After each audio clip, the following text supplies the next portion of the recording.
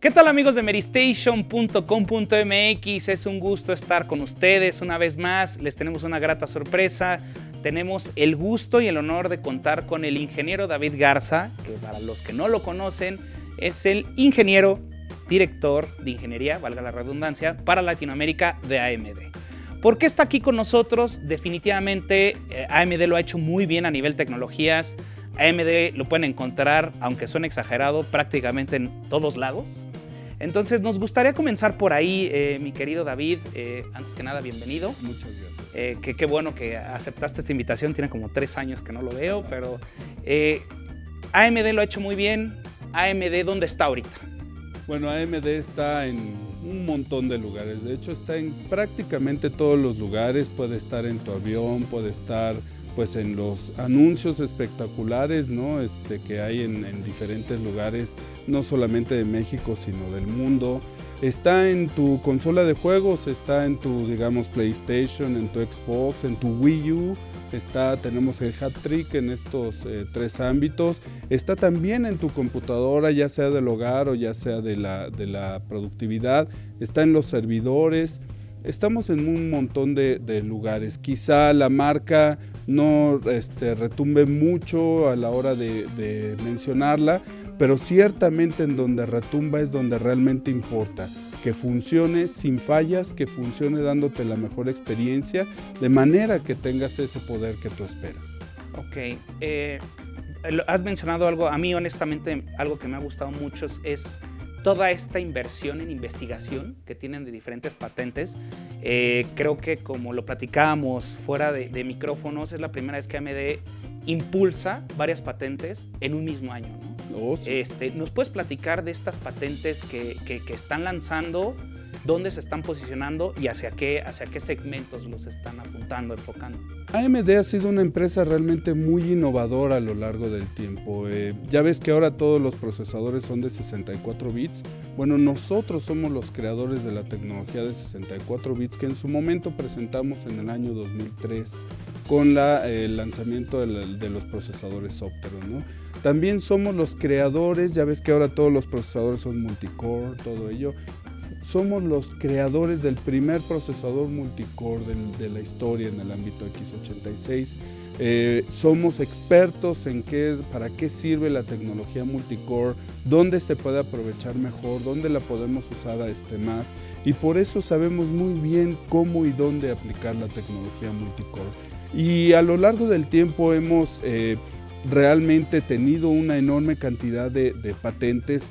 Tan solo en la tecnología 3D nosotros tenemos la patente la primera tarjeta gráfica que presentó tecnología 3D al mercado.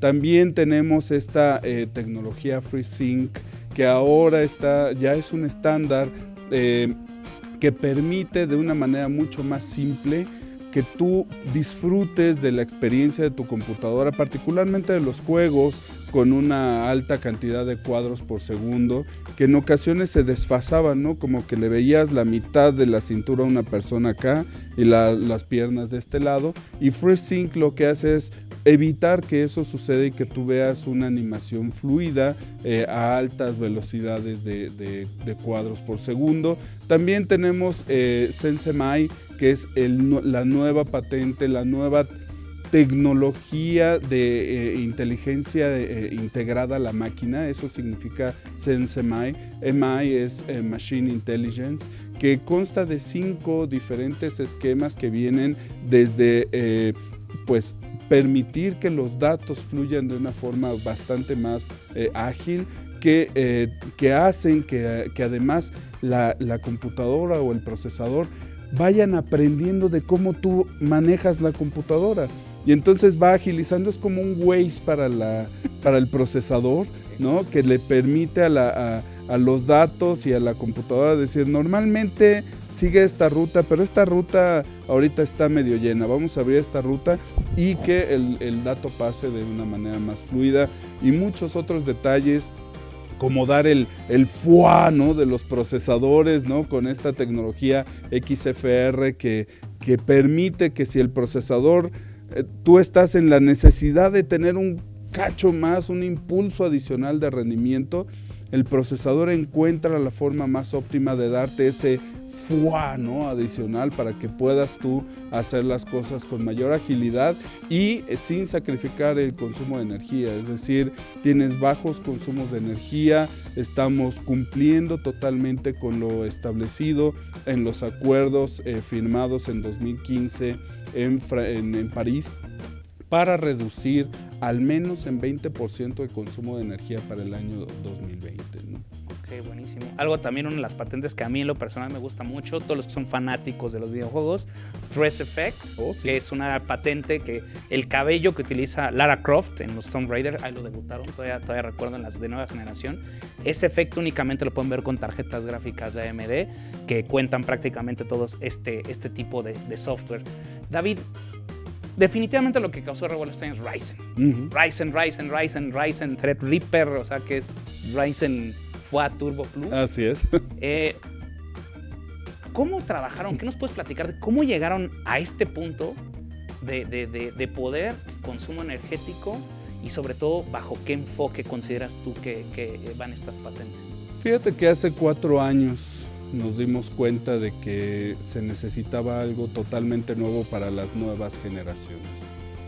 Poco a poco, si bien el trabajo distribuido ha tenido éxito, lo cierto es que sigue teniendo mucho impacto el trabajo en una sola tarea, ¿no? Por lo tanto, empezamos nosotros a desarrollar hace 4 años desde cero, con una hoja en blanco, una arquitectura totalmente nueva, especialmente orientada para las nuevas necesidades, las nuevas generaciones, que nos llevó una inversión realmente muy grande. Hay 2 formas de innovar en el ámbito de la tecnología. Una de ellas es la innovación evolutiva, ¿sí?, donde tomas la tecnología existente, le haces ajustes y presentas pues una nueva generación, ¿no? Eso ha sido muy evidente en los autos en la actualidad, donde ves que sale un modelo de un automóvil y ese mismo modelo de repente lo ves en el año 2017, ¿no? Pero te dicen que el carro es 2017 y lo que se le hizo fue un facelift, ¿no? Que se le llama de esta forma. Lo mismo ocurre en la tecnología. Es tan costoso generar una tecnología desde cero que es mucho mejor y significa una mejor inversión mejorar lo que ya tienes para que llegue al punto óptimo conforme va pasando el tiempo, y eso lo hacen todas las empresas, ¿no? Pero cuando tú diseñas desde cero es una inversión altísima porque tienes que cambiar estructura, tienes que cambiar absolutamente todo para lograr que la nueva tecnología te dé el impacto que tú requieres, ¿no? Tal vez tú recuerdes que estábamos utilizando el socket FM2, el FM2 Plus, estábamos también usando la M3 en el caso de AMX, de los procesadores FX, pero a partir de la 7ª generación de las APUs de AMD empezamos a meter un nuevo socket que es el AM4, ¿sí? Este AM4 que albergó nuestra tecnología Bristol Ridge, que es la pues última generación existente respecto a nuestra arquitectura Bulldozer, pero que se diseñó con vistas a futuro, de manera que pudiera albergar los nuevos procesadores basados en nuestra arquitectura Zen, totalmente nueva, totalmente generada desde cero, pero que pudieras aprovechar la infraestructura que ya tienes, o que si las empresas van a fabricar nuevas tarjetas madre, puedan aprovechar este socket y le hagan las mejoras que sean necesarias, particularmente en los buses, porque ese es el gran coco que tienen las empresas de tecnología, los buses. Para que los que no ubican más de términos de informática, ¿qué es un socket? ¿Qué es un bus y qué es una APU? Súper bien. Un socket, para hablarlo en términos generales, ya ves que tú pues atornillas un foco en un conector, ¿no? En un socket de foco. Bueno, los procesadores también tienen un conector o un socket que es donde tú colocas el procesador y entonces ya puedes cambiarlo, ¿no? pero hay que tener cuidado porque un socket estándar aguanta hasta 15 cambios de tecnología. Lo mismo las ranuras y todo ello para quienes les gusta estar cambiando y luego es que ya me está dando problemas. Pues es que ya cambiaste más de 15 veces tu memoria o ya cambiaste más de 15 veces el procesador, entonces hay que tener cuidado con eso, ¿no? Entonces después de 15 veces ya no se asegura que funcione adecuadamente, ¿no? Entonces el socket cambia con respecto a la cantidad de patitas que tiene un procesador, ¿no? Pueden ser patitas, como en el caso de AMD, que salen del procesador, o puede ser a la inversa, ¿no? Donde tienes el procesador sin patitas, pero que las patitas están en el socket de manera invertida, entonces ya lo colocas. Pero de alguna forma tiene que hacer contacto el procesador con la tarjeta madre, ¿no? A través de ya sea sus propias patitas que se insertan en el conector o en el socket, o viceversa, ¿no? ¿Qué es un bus? Un bus, para hablarlo en términos más sencillos, aquí en Televisa Radio nos podemos mover a nuestras anchas, vamos y venimos y todo. Pero ¿cuánto tiempo haces de aquí a tu casa? Una hora. Yo llego a hacer de casa a la oficina 2 horas. ¿Por qué? Porque los buses de la ciudad, o sea, las calles de la ciudad, no pueden albergar la cantidad enorme de información que trasladan de un lado a otro a través de automóviles y de camiones y todo eso. ¿Es el grueso de la carretera? Los buses son las calles, okay. Así es, ¿no? Eso es con lo que trasladas información de un lado a otro. Esos son los buses, y esos problemas que tenemos aquí en la ciudad con las calles los tienen las computadoras, ¿no? El procesador puede ser muy rápido, pero si algún dato tiene que salir del procesador, realmente le sufre, ¿no? Y la tecnología ha estado desarrollándose mucho alrededor de agilizar esa comunicación, porque el procesador puede llegar a ser hasta 3 millones de veces más rápido que el disco duro. ¿Sí? Y eso te genera un problema realmente grande, ¿no? Del procesador. A veces cuando compras procesadores más rápidos, lo único que estás comprando es tiempo muerto, porque se queda esperando a ver a qué horas el disco duro le responde algún dato, ¿no? Tocando particularmente el tema del bus, el APU, y ahorita que vamos a meternos un poquito más técnico y para que lo entienda el público de Medistation, las APUs también son una patente de ustedes, ¿no? Sí. O sea, el otro día con la gente ya Párate nos preguntó mucho la gente ¿qué es una APU y para qué sirve? Por ejemplo, ¿dónde pueden encontrar una APU hoy día en un producto común y corriente? Hoy prácticamente en todas las soluciones que tengan AMD estarán encontrando una APU. Pero quizás no lo sepas, y perdón si hace ruido el microfonito, pero en tu teléfono celular también hay APUs. Y te voy a explicar por qué.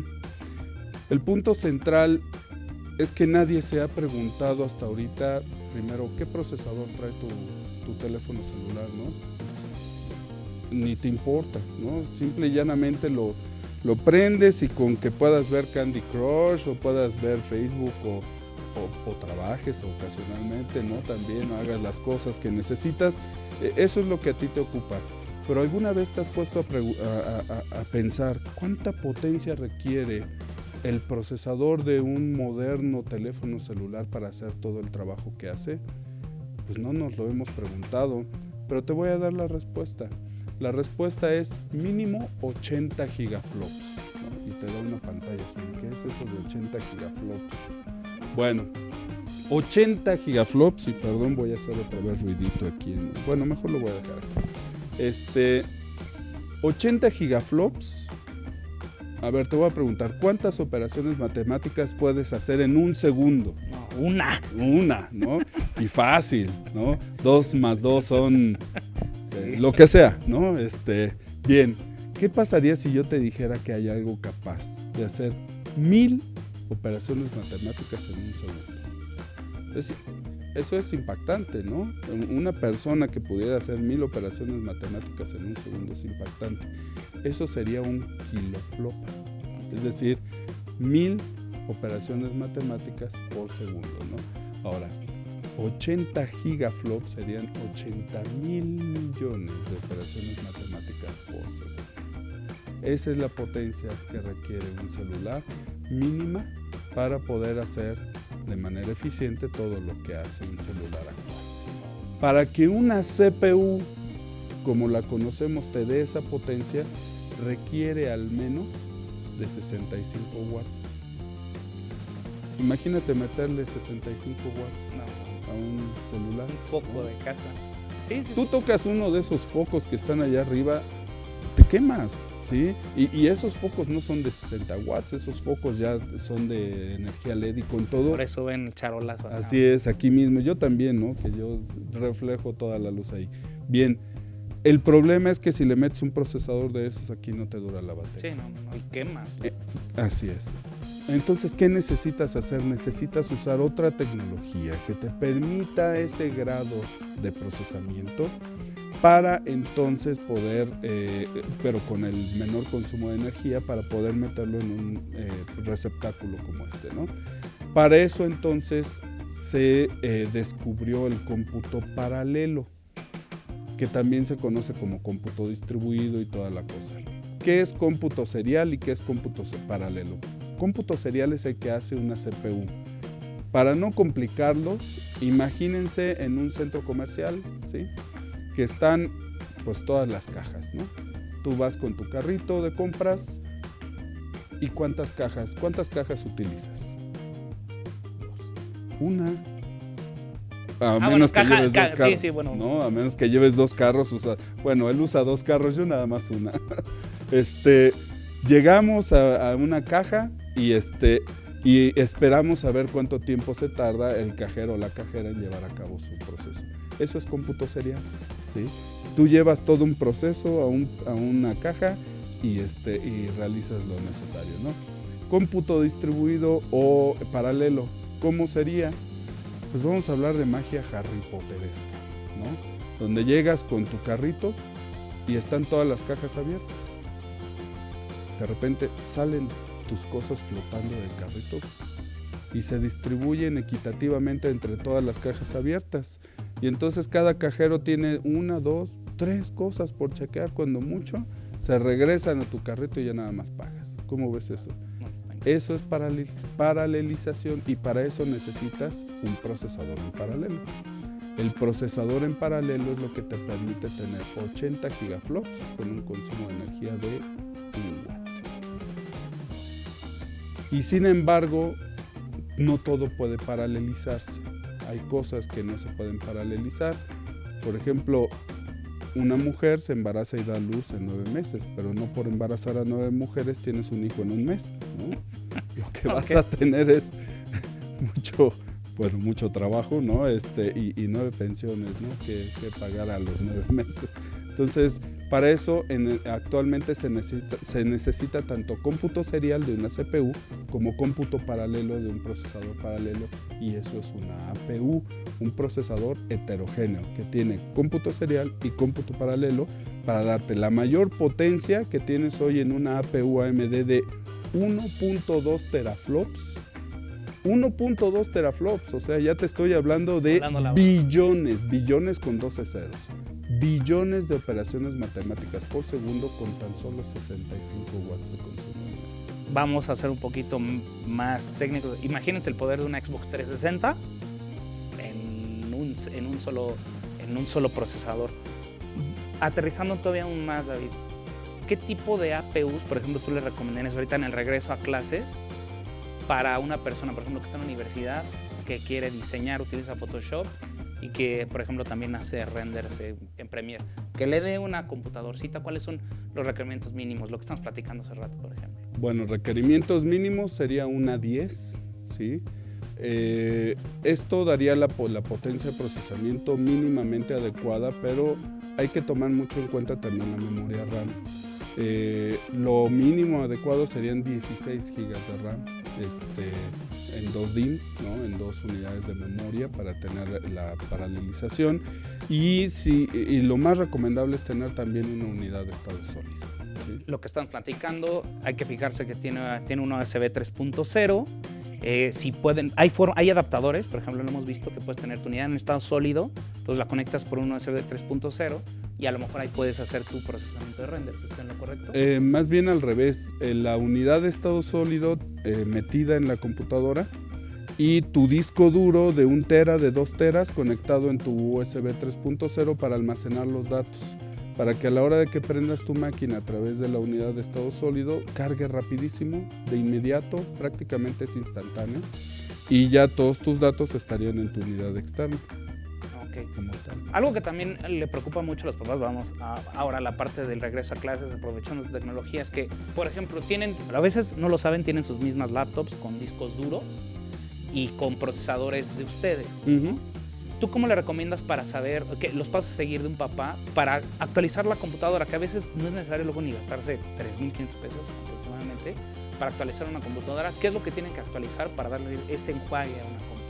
Pues si ya tienen un procesador AMD A8 o una AMD A10, lo más recomendable es que le aumenten la memoria. Pueden entrar a páginas web de fabricantes de memoria, ahí le ponen ustedes el modelo de la computadora y les dice qué memoria es la adecuada. Hay que tener cuidado con comprar memoria value, ¿sí? Memoria genérica, porque eso puede traer problemas de pantallas azules, de inestabilidad. Es muy recomendable que se use la memoria especialmente diseñada para la computadora, e insisto, los fabricantes de memoria ofrecen este tipo de páginas web donde le pones el modelo de tu computadora y ya te dice exactamente qué memoria es la que le puedes poner. Ideal, lo mínimo en la actualidad para sistemas operativos de 64 bits, mínimo 8 gigas, mínimo. Idealmente, piérdanle el miedo a la memoria, les sale súper económico. Es más económico ponerle memoria a la computadora que ponerle otras cosas más. Comprar una compu nueva. Entonces, puedes ponerle más memoria, idealmente 16 gigas de RAM.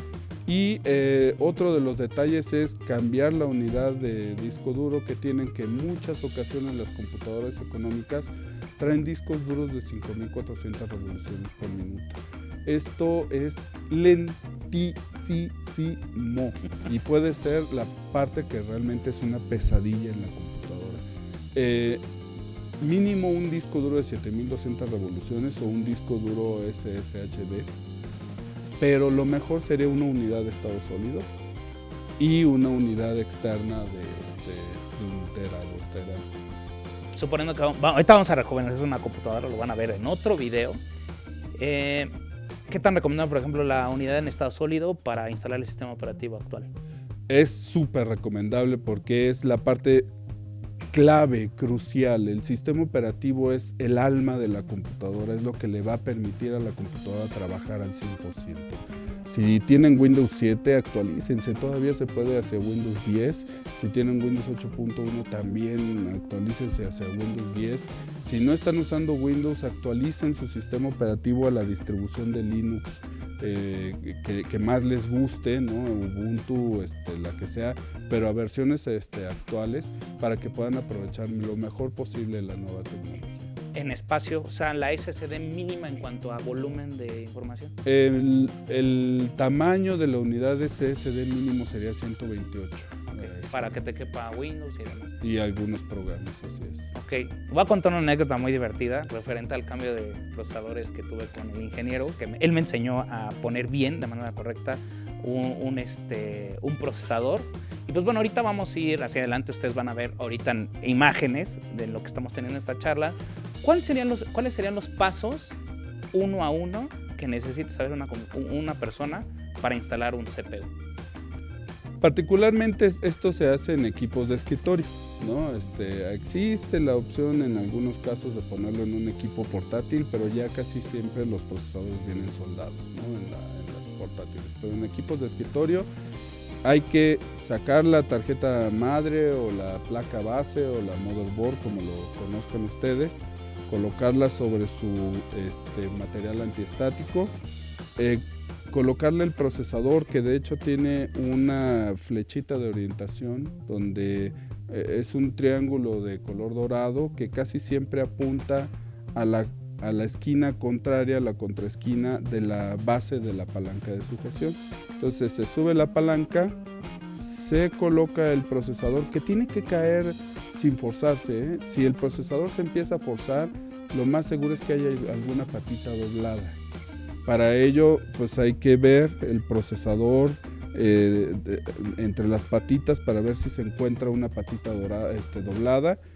Hay que llevar la mano hacia la cartera, sacar una tarjeta de crédito y comprar otro procesador. No, y el ancho de la tarjeta de crédito cabe perfectamente bien entre las patitas y eso te ayuda a enderezarlas, ¿no? A ponerlas bien, y entonces ya el procesador tiene que caer así, ¿no? Sin más ni más, ¿no? Le pones el dedo encima al procesador, bajas la palanquita y ya queda. Una vez que está puesto el procesador encima, si el procesador es nuevo, va a venir con un disipador integrado que ya tiene la pasta puesta, ¿sí?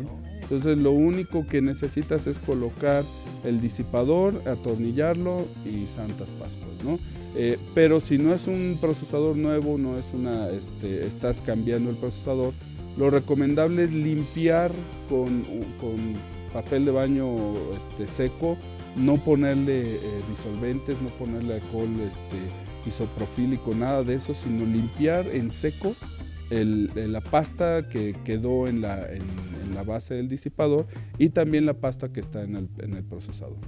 Una vez hecho eso, hay dos tipos de pastas que son eficientes. Una que es la de óxido de plata, que es la mejor, ¿sí? Hay algunas marcas que tienen ese tipo de cuestiones, y otra que es de cerámica. La de cerámica es mejor a la larga, ¿sí? La de óxido de plata es mejor desde muy corto tiempo, ¿no? Entonces, si es el de óxido de plata, le colocas una gota a la base del disipador, no al procesador, a la base del disipador. Agarras una bolsita de plástico y distribuyes esa gota para resanar, ¿no? Porque esa es la finalidad de la pasta térmica, resanar la rugosidad que hay en la base del disipador, ¿sí? Resanas y lo que te queda en la bolsita se lo pones al procesador, en la parte superior, para que se haga el sello. Entonces, engarzas o atornillas el disipador en el procesador y ya con eso vas a tener la mejor transferencia térmica. En el caso de las pastas de cerámica, hay que distribuir en la base del disipador la pasta de cerámica.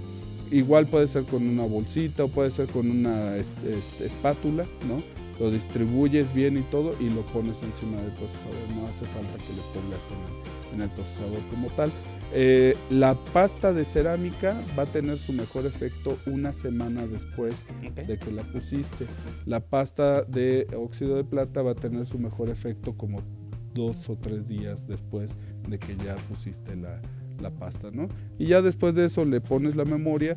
Todo eso pues porque requieres hacer una presión, y si la tarjeta está atornillada en la máquina como tal, pues puedes doblarla un poco, ¿no? Entonces mejor en una superficie plana le pones la memoria. Ya después de eso montas la motherboard en el equipo y todo, tratando de esconder los cables para que se vea bonito, ¿no? Y todo. Una fuente de energía, en el caso de la serie A de AMD, con una fuente de energía de 280 watts o 240 watts, pero que sea certificada 80 plus, mínimo 80 plus bronce, vas a tener la cantidad de energía más que adecuada para esa máquina. Si es una máquina para gamer, pues ya dependerá. Un Ryzen 7 es el que van a ver. Con el Ryzen 7 por sí solo y una tarjeta de video básica puede funcionar con una fuente de energía de 450 watts, ¿sí? Incluso menos, con una fuente de energía de 280 watts puede funcionar. Porque el Ryzen es de 65 watts y cuando mucho 95 watts. No el Threadripper, pero sí los Ryzen 7, 5 y 3 son de 65 y 95 watts. Para este caso, una fuente de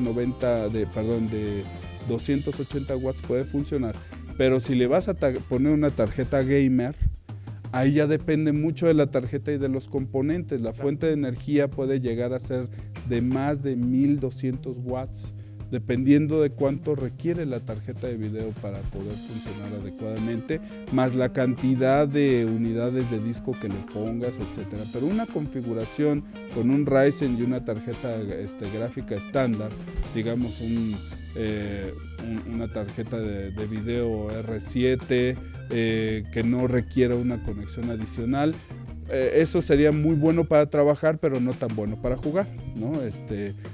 Para jugar pues necesitarías una tarjeta de video mucho más potente de la serie 400, de la serie 500 o las nuevas Vega que ya vienen por ahí. Que ya veremos. Pues bueno, como siempre, querido David, un gusto tenerte aquí. Esta charla abarcó todo lo que queríamos platicar con ustedes referente a las tecnologías de AMD. Ustedes ya vieron este pequeño tutorial de las tecnologías como tal, cómo instalar un CPU. Y bueno, recuerden que este tipo de experiencias únicamente las tienen con nosotros aquí en medistation.com.mx. Como lo hemos mencionado, a veces no es necesario cambiar completamente de computadora, simplemente dar una refrescada con estas tecnologías, cuidando todo lo que platicamos, ¿no? El socket, el RAM, unidades en estado sólido. Bueno, muchas gracias, David. Muchas gracias. Esperemos tenerte de vuelta acá hablando de más tecnologías de AMD. Siempre que sea necesario. Gracias a todos. José Ángel, bienvenido aquí a Medistation. Ya tuvimos una larga charla con el ingeniero Garza sobre Ryzen, sobre todo APUs y demás. ¿Cuándo va a llegar a México? ¿Dónde lo vamos a poder encontrar? ¿Va a haber suficiente? Esa es la pregunta. Vladimir, primeramente un gusto saludarte y gracias por invitarnos. Saludos a todo el auditorio. Afortunadamente podemos decir y podemos presumir que Ryzen está en México desde el primer día de lanzamiento mundial. Así sucedió con Ryzen 5, así sucedió con Ryzen 7, así está sucediendo con Ryzen 3 y podemos decir que así está sucediendo con Ryzen Threadripper, prácticamente con toda la familia, ¿sí? Entonces es algo que nos llena de orgullo, de entusiasmo y vemos que hay una gran aceptación, ¿sí? Claramente es un procesador que está generando una diferencia en el desempeño, en las experiencias que los usuarios pueden tener y pues podemos decir que ya está en México, tal cual, desde el primer día, con Ryzen 7 desde marzo, Ryzen 5 desde abril, Ryzen 3 desde el 27 de julio que se lanzó y Threadripper también. Ya estamos viendo las primeras embarques esta semana, está muy reciente el lanzamiento. ¿Lo mismo caso será con las nuevas tarjetas gráficas? Las tarjetas gráficas RX 500 sí, la parte de RX Vega, eso lo vamos a ver más hacia inicios de septiembre. Ok. ¿Sí? Ahí hay una disputa por la disponibilidad muy interesante. Por supuesto, nuestro mercado, la parte de gaming, estamos trabajando de manera constante, pero en los últimos meses hemos visto una alza en la demanda de una manera muy importante, como hace mucho tiempo no lo veíamos. Y eso tiene que ver con la parte de mineros de datos, con las criptomonedas, y realmente como llegan el inventario a los distribuidores, así se van. Sin embargo, estamos trabajando. Vega va a estar a principios de septiembre nuevamente y el supply y lo que viene siendo la disponibilidad de RX 500 también estamos viendo que se está estabilizando. Ok, bueno, muchas gracias. Sobre todo todos los lectores de Medistation que han estado muy al pendientes de estas tecnologías de AMD, que como pueden ver la pueden encontrar en diferentes dispositivos o de manera independiente si es que tienen computadoras de escritorio, pues bueno, van a tener que esperar mucho y van a poder buscar en sus diferentes canales de distribución preferidos. Muchas gracias por esta información y de antemano gracias por la invitación aquí a medistation.com.mx. Un gusto, Vladimir. Gracias. Saludos.